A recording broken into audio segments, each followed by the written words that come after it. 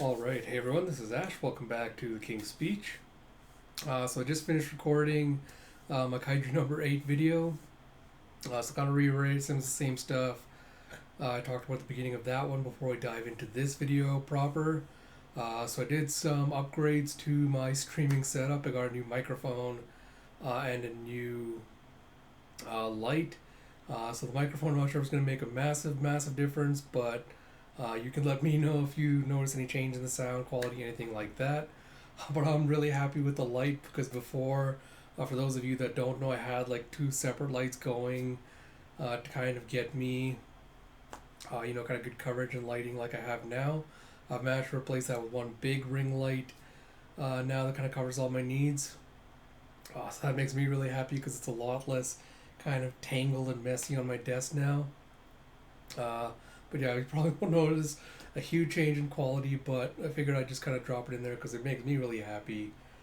But yeah, apart from that, like I did mention last week's videos as well, I do have a fan running because it is summer over here. This room tends to get really super hot during the day just because the sunlight keeps it coming in here and just like it's so well insulated. Insulation's kind of all weird and funky, so it gets super hot. So you'll hear a slight kind of buzzing noise in the background, but I already did some tests. It shouldn't drown out my voice, prove too distracting or anything like that, but just wanted to let you know in case you were wondering what that noise was. Like I said, Kaiju number 8 is uploading right now. I'm recording One Piece, as you know, since you're watching the video. Battle Angel Alita is going to be out sometime this afternoon.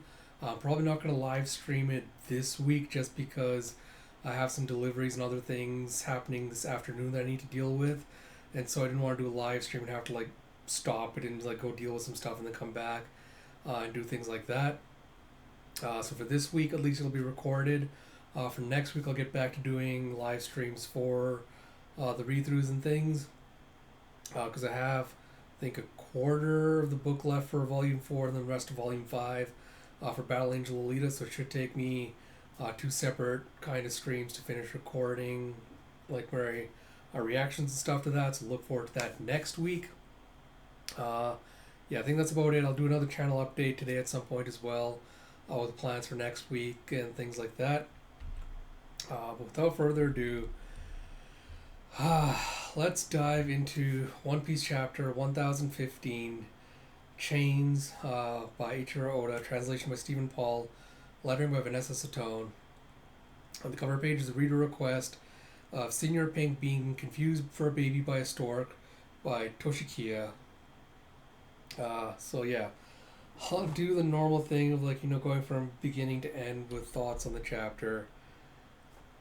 I have to admit I was really torn on whether I should even bother doing a review for this chapter at all. Like I was gonna do a reaction, like I mentioned last week, but because of delivery, other kind of stuff, I decided it wasn't worth trying to do that. After reading the chapter, I'm glad I didn't because it had just been a bunch of me just groaning and sighing and doing a bunch of head shaking regarding it. But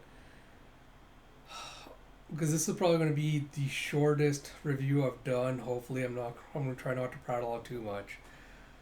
But the reason I'm kind of was debating whether I should do a review for this chapter or not is because a lot of the criticisms I have of this chapter are things I've kind of talked about and continually reiterated over and over and over again as being like the shortcomings of this arc. So on the one hand, like I didn't want to keep like reiterating Oda's doing this, Oda's not doing this, Oda's, I didn't want to keep like doing that over and over and over again. And because I didn't have anything new, I was kind of considering whether I should, bother saying anything about it. But on the other hand, I feel like there is a few things here or there I can talk about that I don't think I've really addressed before. So I guess in that regard, I figured I'd do a review, just kind of go over those points. But yeah, overall, I'm disappointed, just broad general thoughts before I get into the specifics. I'm really super disappointed how quickly Oda went from, the Straw Hats and their allies are despairing about Luffy having been defeated to, oh, morale's back up, yeah, we're gonna win, you trust in Luffy. Like, went from like 0 to 60 in like the span of half a chapter. And I don't know if that's as a result of, like the typical Oda thing, like, oh, I don't want to have my readers only feeling like, one emotion. I want to have them feel, like a multitude of emotions with each chapter. I want, like, each chapter, like, bring out, like, a multitude of emotions that my readers feel. Or it's just, like, this is just another showcase of, like, Oda having put too much on his plate and he doesn't really know how to juggle all these disparate threads anymore, like how to wrap them together in a satisfying way. So he's trying to like juggle as best as he can. He's like occasionally just slipping up and missing and dropping the ball with the arc. But this is like where we get to like me having mentioned my prior criticisms. Again, like if Kaido's entire thing is supposed to be instilling despair, instilling, a sense of hopelessness or defeat, I think you need to have that feeling persist for more than just the span of half a chapter. And the problem is, like, again, like I said, like the fact that Oda hasn't been having that kind of sense, like that emotional sense of despair having been an undercurrent running throughout this arc, does hurt it a lot when you get to, these moments of like the samurai going, oh my god, this is pointless to keep fighting, and Chopper just crying and be like, oh, you didn't really lose, did you, Luffy? What are we gonna do? Like, none of that lands with the emotional impact or weight I think that Oda expects it to or thought it does, because he hasn't really set up the narrative in a way that kind of supports, the powerful rush of emotions you should feel with regards to that. Again, like this is again stuff I've criticized before. The Straw Hats have been so blasé about having to face an emperor. I mentioned this before, how they keep kind of pretending they're self-aware. Where in Whole Cake Island they kind of mention like, oh, we've underestimated Big Mom. We have to take her out. Then they do the same with Kaido. They pretend like, oh, oh my god, we got too cocky. What are we gonna do? But nothing really changes, and Oda isn't willing to commit to them facing any kind of consequence for their lack of foresight, for their cockiness, anything like that. So none of the emotional beats in this chapter hit for me where it's like, oh, the Straw Hats like are despairing about like Luffy having been beaten. But the thing is, like, Luffy has gone toe to toe with Kaido in his, like, Luffy in his base form has gone toe to toe with Kaido. Just because he's unlocked Honker's Haki somehow, that gave him the power up he needed to be able to go toe to toe with Kaido in his hybrid form. When 2 weeks ago he wasn't able to take out Kaido in Gear 4 and he got one-shotted. So for Oda to try to pretend like, we're supposed to feel like any kind of emotional, like any of the emotional beats of the Straw Hats, kind of despairing, like, oh my god, is Luffy going to be able to win? Because we as readers know he hasn't really struggled to take out Kaido, and that the fact that this defeat he just underwent was just because of carelessness and because he ran out of Haki, not because of a difference in power or anything else like that. Like, I'm not gonna care if Chopper's crying about like, where's Luffy lost? Oh no, what are we gonna do? Because we know he's gonna get back up. He's gonna win. Like, we know he's not really facing insurmountable odds. So, like, this chapter really feels like Oda going through the motions, and trying to write and trying to, like, again, do the checklist, being like, oh, I need these emotional beats. I need to have this. I need to elicit this kind of reaction. But it just doesn't work because the setup is not there for it. So, yeah, that's kind of like the Chopper stuff at the beginning. We'll deal with more of the Chopper stuff at the end. Let's talk about Pero, Sparrow, and Queen. Someone mentioned this. This slipped my mind completely, but someone else mentioned this in their video or reaction, something I saw last week, so I figured I'd bring it up here quickly. But they pointed out that Sparrow, like the last time we saw him before, the prior chapter was him seeing Marco's back and being like, "Oh, haha, Marco's like, oh, I got a good shot here," and then he apparently just decided to fuck with everyone else by like randomly shooting arrows into the sky and like shooting Chopper instead. Like, what the fuck happened? Or like, where did the whole thing like Sparrow like backstabbing Marco go? Like, this is what I'm talking about. Like, where it feels like Oda's juggling too much and he doesn't.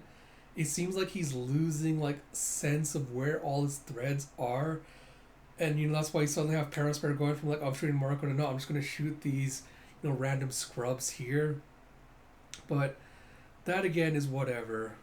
Sparrow is just a joke of a character. I don't really give two shits about him. But that brings me to Queen. Because the thing with Queen this chapter is like I really liked conceptually the whole thing, like, oh, Queen like growing like these needle jaw things because he's a cyborg. He's made kind of done all these cybernetic implants to himself. But it's a real shame that Oda's basically treated him like a joke because he's a fat guy, and it turns like all of his cyborg like upgrades and things up to this point have basically been treated like gimmicks rather than seeing them used creatively in any kind of fighting style. Because the fact that Queen has had like so many upgrades done, so the fact that you don't really know like what he's going to be able to pull out next, what he's done, things like that, again, that should be something that should kind of evoke a sense of dread in both the Straw Hats and their allies. Because like, oh shit, this guy is a plague doctor. He could literally just shoot out any kind of new plague at any minute. He could do whatever. He's got all these cybernetic implants. He could release 1,000 different things all at once. We don't really know how to stop him or what to look for, because he's not like, he might not have like a typical gun or a launcher or something to use on us. But again, instead of that, we get Queen kind of get tossed around. He gets he does the whole funky dance, like, oh, look at Queen, he's dancing, like, oh, look, what a cool guy. Like, I don't know why Oda set up him to be Oda set Queen up to be a commander if he's not going to utilize him in a good way, if that makes sense. Like, I don't know, like, I really wish like his cybernetic implants were used in more creative ways rather than being like, ha ha ha, here's cybernetic implant. Oh no, I have to make one of the Straw Hats look good, so they're gonna come in and just destroy it and make Queen look like a scrub. And this is gonna be like something we need to have a larger conversation about later, just because this has been on my mind a lot lately. One Piece fans do not really consider or talk about how much desirability plays into how characters are treated and portrayed in the series. And it kind of really bugs me when they try to play it off as like, oh, like that's not a thing, fat phobia is not a thing. Because characters like Queen, like Big Mom, like Chiffon, like Kokoro, like Morley, oh, I've got so many thoughts about Morley, are all characters who are not, conventionally pretty, conventionally attractive, and they are more often than all the other conventional looking people in the series treated like the butt of the jokes, and it bugs me how often fans will kind of just skim or gloss over that. But like I said, like that's something we have to have a broader conversation about. But I was thinking about it because it absolutely plays into why Queen is being treated like a gimmick and be like, ha ha ha, the only thing people actually like remember or even like about him is ha ha ha, funny dancing fat man. But yeah, I'll have a talk about that at some point, because I don't want to digress too much away from that with regards to this. But I've just been thinking a lot about desirability in One Piece, because to me that is absolutely a factor to, or at least that's a partial factor in why fan response to characters like Kiku and like Yamato and like Carrot have been so overwhelmingly positive. But like I said, it's a thing for later. Uh, God, I don't. The shitgy stuff is whatever. Like, I don't even remember which chapter or when I called, like, which video I called it in, but it was so obvious that Chopper was not going to be the one to take out Queen. I don't know if I said back then if I called that Chopper and Shitji would be teaming up to take out Queen. But the fact that Oda dropped the whole thing, like, Queen recognizing that Shitji was Judge's son, the fact he's a cyborg, the fact he experiments with medicines and shit, heavily implied and hinted at the fact he's probably part of that science team that Judge and Vegapunk were a part of.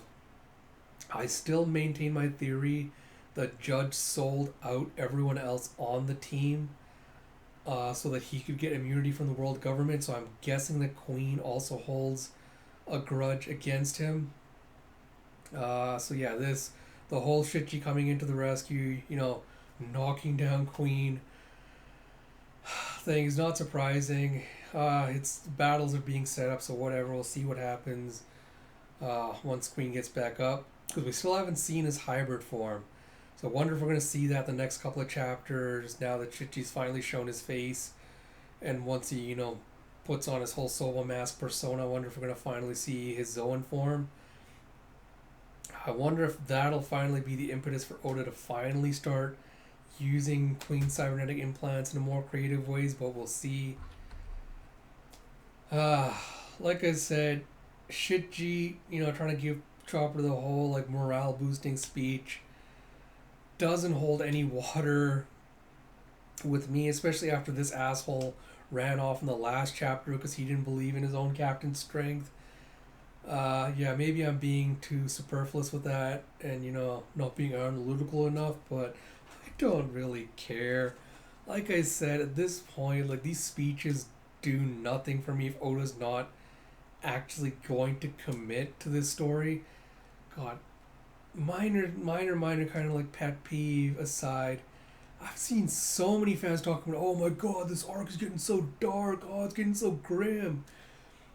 Like, how Oda must be like a really, really, like, this must be like this must be how you tell, like, Oda's a really good storyteller, because he's got you all fooled so well that you think that any of these, like, fake outs where, like, oh, people are getting stabbed, oh, people are bleeding, you still have theorists making these stupid ass, oh, Usopp is going to die at the end of the series, Kinemon is going to die, all the scabbards are going to die, because Oda hasn't faked us out 10,000 times with death in this series, and it's still believable that these characters will die. Because, I'm sorry, even fucking Zeus, the character who's like, oh my god, I got so emotional, I can't believe Zeus is dead.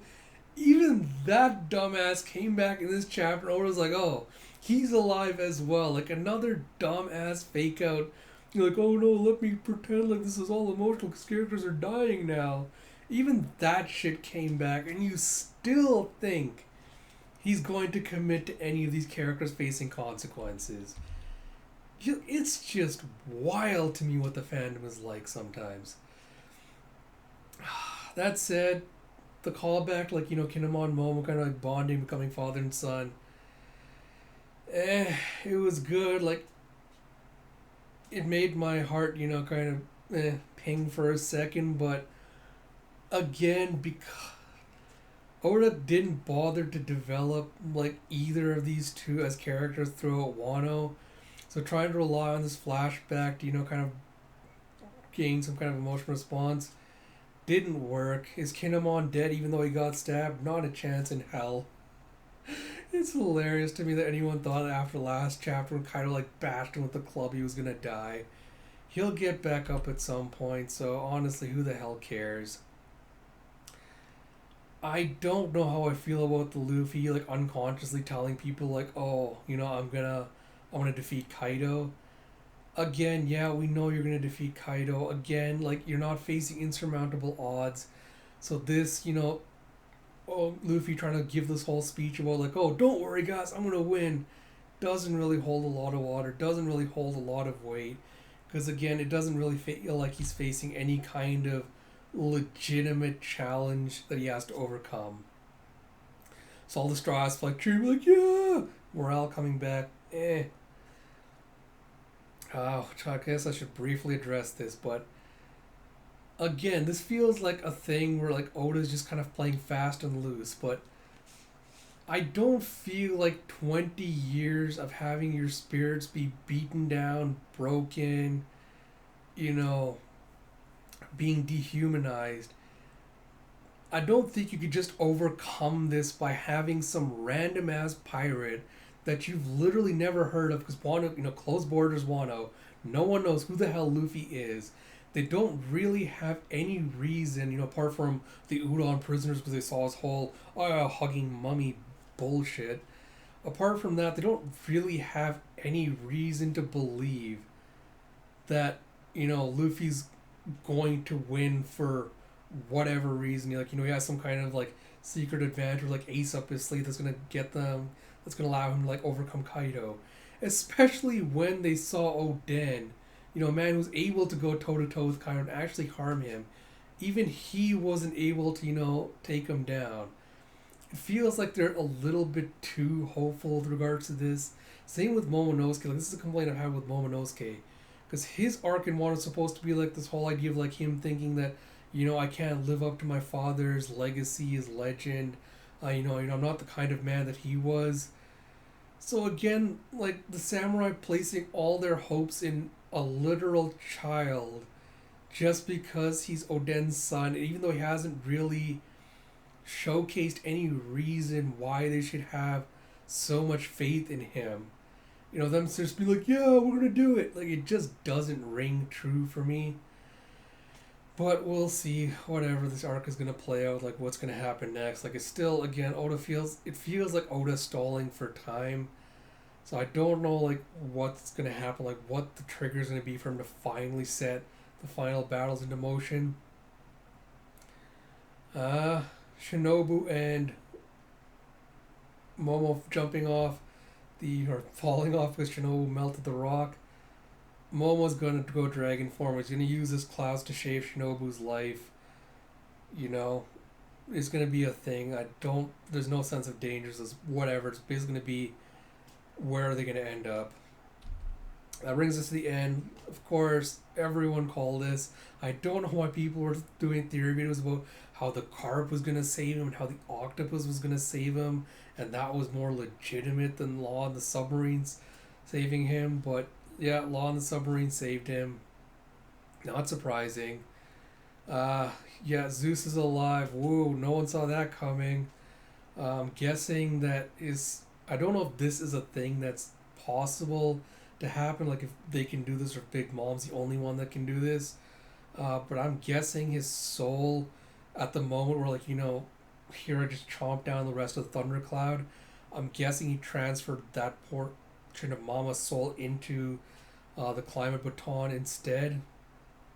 So that the Zeus died, and he was reborn inside the Climatact. So we'll see if we get confirmation of that later.